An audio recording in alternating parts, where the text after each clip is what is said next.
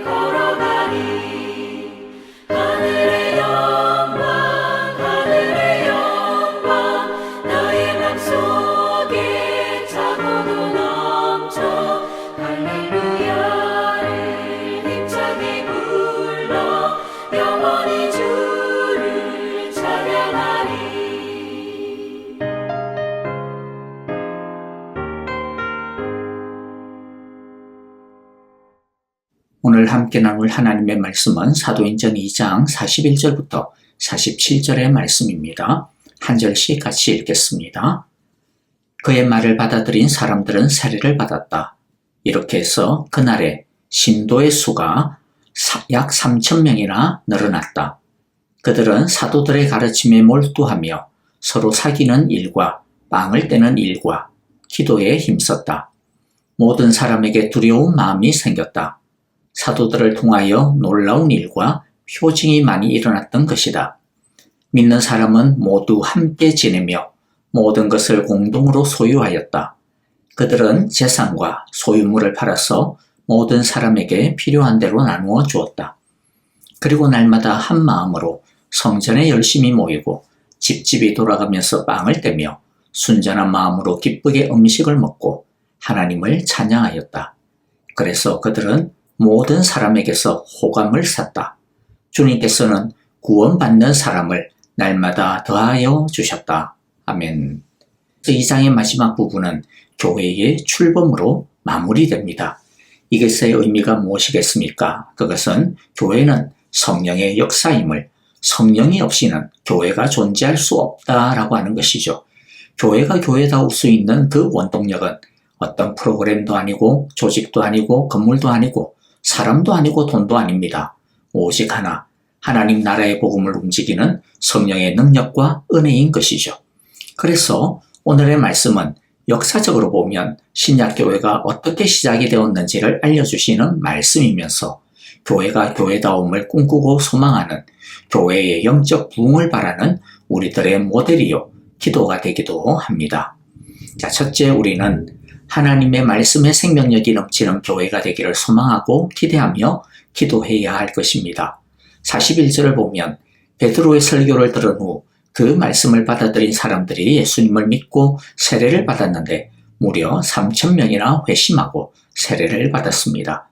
이 말씀은 교회에게 주시는 꿈이요 또한 정당한 능력에 대한 예시입니다. 베드로가 대단해서 이런 일이 일어난 게 아니죠.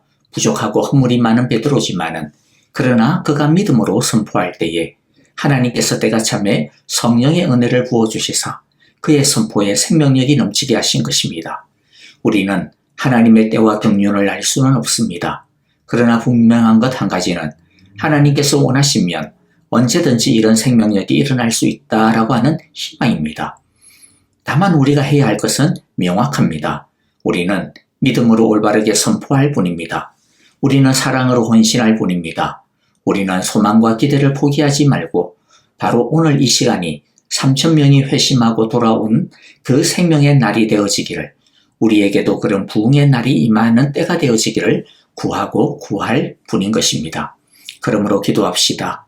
주여, 우리 교회에서 선포되어지는 모든 말씀을 통해 상한 심령이 되살아나고 메마른 믿음이 생명력을 회복하고 믿지 않는 영혼이 깨어나 하나님의 백성이 되게 하소서. 우리의 매일 예배가, 주일 예배가 영과 육, 삶을 회복하고 살리는 생명의 재단이 되게 하소서라고 늘 간절하게 기도하기를 소망합니다. 크게 두 번째로 살펴볼 것은요, 42절부터 47절의 내용인데, 성령으로 태동한 신약의 첫 번째 교회인 예루살렘 교회의 모습이 나옵니다. 이 교회의 모습은 앞으로 오고 오는 모든 교회를 향한 샘플이요, 모델이라고 할 수 있을 것입니다. 제대로 성령 충만하면, 제대로 복음의 생명력을 가지게 되면 이런 교회가 될 수 있다라고 하는 것이죠. 이러한 교회로 회복되어지고 지어져 가는 것을 우리는 부흥이라고 이름을 붙이죠. 그래서 크게 두 번째 제목은 주님이 세우시는 부흥하는 교회, 우리가 꿈꾸는 부흥하는 교회라고 할 수 있겠습니다. 그래서 오늘 네 가지의 꿈꾸는 부흥에 대해서 함께 나눌 텐데, 우리 말씀들을 나누면서 주여, 우리 교회가 이런 부흥을 꿈꾸게 하여 주소서, 이런 부흥하는 교회가 되게 하소서라고 우리 함께 기도하기를 원합니다. 첫 번째는요, 영적 부흥을 주셔서 말씀에 몰두하는 교회가 되게 하소서라고 우리 함께 기도합시다. 42절 앞부분입니다. 그들은 사도들의 가르침에 몰두하며, 하나님의 말씀은 교회와 성도들의 매뉴얼이요, 청사진입니다. 우리가 우리의 인생을 계획하고 설계하고 꾸려나가지만, 그러나 우리는 항상 하나님의 뜻 안에서 움직여야 합니다. 하나님의 진리로 인도함을 받아야 되고 진리를 따라 결정하고 살아야 합니다. 하나님의 말씀은 우리의 생각과 판단과 길의 빛이 됩니다.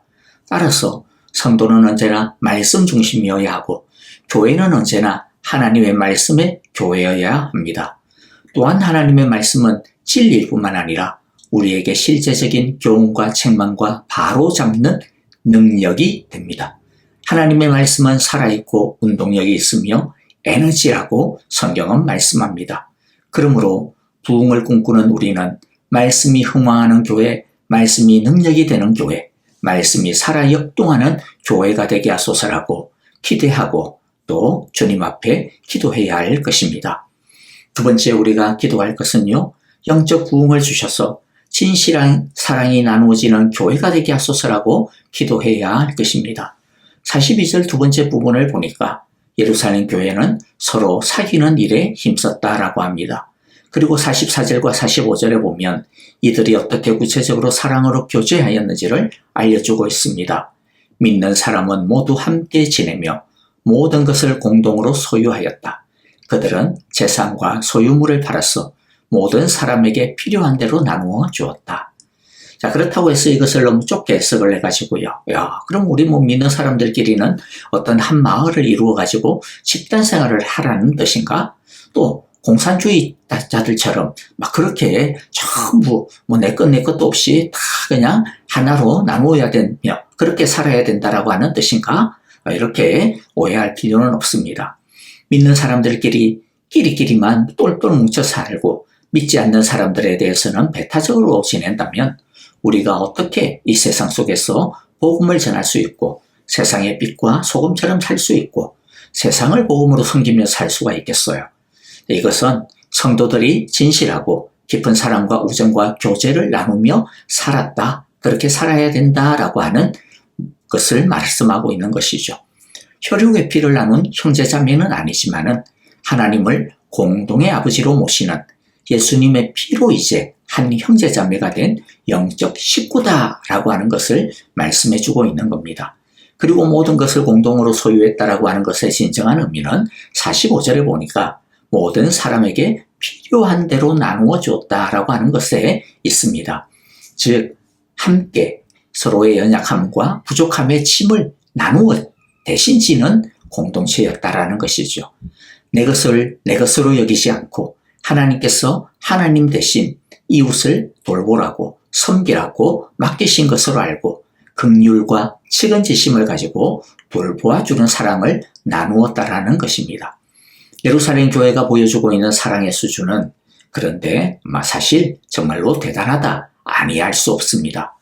그런데 이들이 무슨 능력으로 이러한 수준의 사랑을 보여줄 수가 있었습니까? 이들의 도덕적인 수준이 높아서가 아닙니다. 훈련을 많이 해서도 아닙니다. 성령 충만하였기 때문이죠. 성령 충만하니까 사랑 충만하게 되는 겁니다.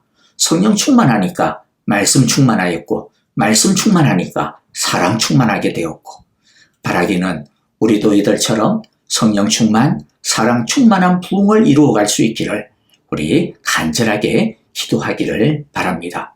세 번째 우리가 기도해야 할 것은요. 영적 부흥을 주셔서 예배의 일상화, 성령 충만의 일상화를 경험하게 하소서라고 기도해야 할 것입니다. 42절 마지막 부분을 보니까 빵을 떼는 일과 기도에 힘썼다라고 하죠. 그리고 46절, 47절 앞부분에도 보면 그리고 날마다 한 마음으로 성전에 열심히 모이고 집집이 돌아가면서 빵을 떼며 순전한 마음으로 기쁘게 음식을 먹고 하나님을 찬양하였다. 예배하였다라고 하는 말입니다. 자, 그런데 여기 보면 빵을 떼며 라고 하는 말이 나오는데요. 빵을 뗀다라고 하는 것은 오늘날로 말하면 성찬식을 곁들인 애찬, 즉 식사교제를 말합니다. 그런데 초대교회에서의 애찬과 성찬식, 그리고 오늘날 우리들이 하는 주일 예배 이후의 식사교제 사이에는 큰 차이가 있습니다. 오늘날 우리는 그야말로 그냥 점심 식사죠. 점심 교제일 뿐입니다. 그러나 초대교회에 있어서의 애찬, 식사는 공적 예배의 일부분이었습니다. 그리고 그 애찬의 중심에는 우리가 말하는 성만찬, 성찬식이 있었습니다. 그러니까 떡을 떼며 라고 하는 말은 성찬식과 더불어 애찬 그리고 더 나아가 예배를 드렸다라고 하는 초대교회 당시의 표현인 것입니다. 그리고 이들은요. 매일 예배를 드렸다라고 합니다. 46절이죠. 날마다. 그런데 날마다 어디서 예배를 드렸습니까? 성전에서 열심히 모였고 또 집집이 돌아가면서 모였다라고 합니다. 일주일 내내 하루에 2번씩 모이지는 않았겠죠. 그러나 이들은 적어도 하루에 한 번은 성전이든 아니면 서로의 집을 돌아가면서 가정교회로 모이든 매일 예배를 드렸다라는 겁니다. 여기서 우리가 주목해야 하는 수식어구가 또 4가지가 있는데요. 한 마음으로 열심히 순전한 기쁘게 라고 하는 말입니다. 오늘날 우리는 매주 목장 예배를 하자 이러면 어떨 것 같아요? 아이고 그거 어떻게 할 수 있냐라고 기겁을 하게 되겠죠. 저도 충분히 이해가 되고 일리가 있다라고 저도 생각을 해요. 그건 결코 쉬운 게 아니죠. 그런데 이들은요. 매주 한 번씩 한 것도 아니에요. 어떻게 해요? 매일 했다라고 해요. 와, 어떻게 이럴 수가 있을까요? 여러분, 이게 사람의 마음과 결단만 가지고는 분명히 어렵고 한계가 있지 않겠습니까? 그런데 성령 충만하니까 기쁘게 하는 겁니다. 성령 충만하니까 말씀 충만했고, 말씀 충만하니까 사랑 충만했고, 성령 충만하니까 예배 충만하게 되는 것이죠. 성령 충만하니까 모두가 같은 마음으로 한 마음으로 하는 겁니다. 그리고 열심히 꾸준하게 할 수 있는 겁니다. 또 그렇게 한 마음으로 열심히 순전하게 기쁘게 예배하니까 예배가 살아 역사하게 되죠. 성령의 감동이 충만한 예배가 되죠. 또 이렇게 또 성령 충만한 예배가 되니까 그 다음 또 어떻게 됩니까? 이제 또 그것을 받아가지고 계속해서 한 마음으로 열심히 더 순전하게 더 기쁘게 예배하게 되는 겁니다. 그래서 이런 순환이 탄력이 붙어가지고 마치 선풍기가 뺑뺑뺑뺑 돌아가듯이 예배와 성령 충만 이게 이제 계속 돌아가면서 시너지 효과를 불러일으키게 되는 것이죠. 이것이 영적 부흥입니다. 바라기는 하나님께서 우리 교회에게도 성령의 기름 부음을 부어주셔서 예배의 일상화가 은혜의 일상화가 되게 하시고 은혜의 일상화가 다시 성령의 예배의 일상화가 되고 또 그것을 통해 성령 충만의 일상화를 이루게 되어지는 부흥의 일상화를 경험할 수 있게 되어지게 되는 이러한 놀라운 은혜들이 넘쳐나기를 우리가 간절하게 기도하고 기도해야 할 것입니다. 마지막으로 네 번째, 영적 부흥을 주셔서 구원받는 사람이 날마다 더하여지는 교회가 되게 하소서라고 우리 함께 기도해야 할 것입니다. 47절 마지막 부분입니다. 그래서 그들은 모든 사람에게 호감을 샀다. 주님께서는 구원받는 사람을 날마다 더하여 주셨다. 성령 충만하고 영적 부흥이 일어나면 하나님께서 구원받는 사람을 더하여 주십니다. 왜냐하면 한 영혼이라도 주님께로 돌아오는 것이 예수님이 십자가에 못 박혀 죽으신 이유이고 성령이 우리 가운데 오신 이유이기 때문이죠. 그러니까 영적 부흥의 마지막 열매, 하이라이트, 성령 충만의 하이라이트는 뭐냐면 영혼 구원일 수밖에 없습니다. 간혹가다 어떤 사람들 중에서는요, 교회가 너무 사람들 숫자 거기에 연연하면 안 돼. 막 이렇게 말하면서 마치 숫자에 연연하지 않는 그런 것이 엄청나게 쿨한 것처럼, 믿음이 좋은 것처럼 말을 하는데요. 여러분, 그것은 쿨한 것도 아니고 믿음이 좋은 것도 아니고 성경적인 것도 아닙니다. 예수님께서 혼인잔치를 벌인 주인의 비유를 통해 우리에게 알려주신 주인의 마음, 즉 하나님 아버지의 마음이 무엇입니까? 이 비어있는 빈 잔치의 자리를 채우라는 것이었죠. 예수님은 하늘나라로 올라가시기 전에 제자들에게 어떤 유언을 남기셨습니까? 가라는 것이었습니다. 어디로? 세상으로 가서 뭐 하라고요? 모든 족속으로 제자를 삼으라고 하는 것이었죠. 그게 마지막 대명령이었고 유언이었습니다. 그러므로 우리가 늘 기도해야 하는 것은요, 설령 우리가 전도할 사람이 주위에 없다 하더라도, 또 우리가 지금 전도를 못한다 하더라도 그것과는 상관없이요, 우리가 기도해야 되는 것이 있어요. 그게 뭡니까? 주님, 날마다 믿는 사람을 우리 교회에 더하여 주옵소서. 이 교회에, 우리 교회에 비어있는 이 잔치의 자리, 저 비어있는 잔치의 자리를 채워주소서라고 기도해야 하는 것입니다. 자, 그런데 여러분, 여기서 마지막으로 중요한 한 가지를 갖다가 주목해야 되는 것, 짚고 넘어가야 될 게 있는데 그것은 그래서라고 하는 단어입니다. 예루살렘 교회가 어떻게 하여 주위의 사람들의 호감을 사게 되고 그리고 날마다 믿는 자들이 채워지게 되었습니까? 그래서 여기에 포인트가 있습니다. 그래서 즉 예루살렘 교회가 딴 데 엉뚱한 짓 하지 않고 오직 말씀에 집중하는 모습, 진실한 사랑을 나누는 모습, 살아있는 예배를 드리는 모습, 그런 교회의 모습을 보이니 그래서 사람들이 그런 모습을 보고 호감을 가지게 되었다라고 하는 것이죠. 간단하게 말하면 교회가 복음의 본질에 집중할 때, 교회가 예수님을 닮아갈 때, 교회가 교회다울 때, 그때가 진짜 교회가 빛을 드러낼 수 있다라고 하는 것입니다. 우리가 복음을 전하는 것은 그렇기 때문에 딴 거 안 해도, 하나도 안 해도 돼요. 설령 이렇게 전도를 못할 수도 있어. 괜찮아요. 그런데 어떻게 하면 우리가 복음을 전하게 되는 겁니까? 우리 제대로 믿기만 하면, 제대로 된 교회를 만들어 가기만 하면 그 자체가 전도가 된다라는 겁니다. 오늘날 우리가 제대로 된 믿는 모습을 너무 보여주지 못하기 때문에 성도가, 교회가 스스로 전도의 문을 막아버리는 일이 너무 많지 않습니까? 얼마나 안타깝습니까? 그러니까 반대로 우리가 제대로 믿는 모습을 보여주기만 해도 우리 교회가 서로 싸우지도 않고 그냥 우리 교회가 제대로 하나님의 말씀에 집중하고 교회다운 모습을 유지하기만 해도, 보여주기만 해도, 그래서 그것으로 많은 사람들에게 호감을 살 수 있다는 것이죠. 말씀을 마무리합니다. 오늘 말씀을 가지고 우리 교회의 영적 부흥을 위해 다시 한 번 더 우리 기도합시다.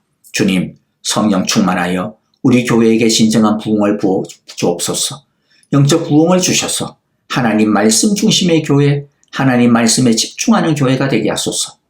영적 부흥을 주셔서 진실한 사랑의 나눔이 있는 교회가 되게 하소서. 영적 부흥을 주셔서 예배의 일상화 그리고 성령 충만의 일상화를 이루게 하소서. 영적 부흥을 주셔서 양적 성장의 부흥, 빈 자리마다 날마다 구원받는 사람이 채워지게 하소서라고 우리 함께 기대하고 소망하면서 오늘의 말씀처럼 한 마음으로 날마다 열심으로 기도하는 우리 모두가 되어지기를 간절히 바라고 기도합니다. 아멘. 자, 이제 오늘 우리에게 주신 하나님의 말씀들 마음 가운데 새기면서 우리 함께 믿음으로 기도하고 찬양합시다. 교회를 위하여 기도할 때요, 우리가 아까 앞에서 나누었던 기도 제목을 가지고 기도하고, 또 우리 도미니카 공화국 단기 선교팀들 이제 본격적으로 사역에 돌입했습니다. 많이 더운 날일수인데요, 여러분들 건강을 지켜주시고 은혜를 더하여 주시고 성령 충만하여서 참으로 기쁨으로 감당케 하여 주시고, 또한 주의 열매가, 부흥의 열매가 넘칠 수 있도록 우리 기도해 주시기를 바랍니다. 우리 아픈 신성도님들을 위하여서 회복을 위하여 기도해 주시고, 그리고 선교사님들을 위하여서도 우리 함께 기도합시다. 다 함께 찬양하며 기도하겠습니다.